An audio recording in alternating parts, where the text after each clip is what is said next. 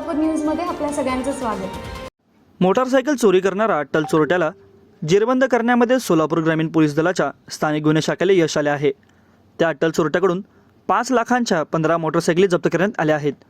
Kurduwadi police Thane येथील एका गुन्ह्यातील चोरीस गेलेली मोटारसायकल एक जण 3 रस्ता चौक पंढरपूर येथे चोरलेली मोटारसायकल विक्रीसाठी येणार आहे।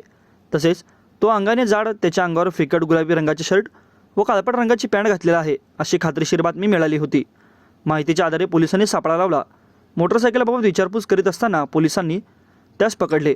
पकडून अधिकची चौकशी केली असता त्यांनी गुन्ह्याची कबुली दिली। सोलापूर, अहमदनगर, पुणे, धाराशिव व कोल्हापूर येथून चोरलेले एकूण 14 मोटारसायकली जप्त केल्या।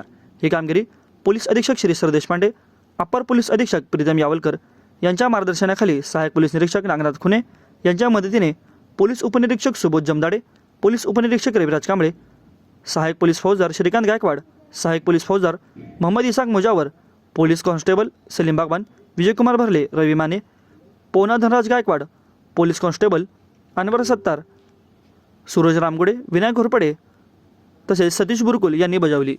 माझं सोलापूर न्यूज या यूट्यूब चॅनलला सबस्क्राईब करा आणि बेल आयकॉन प्रेस करायला विसरू नका।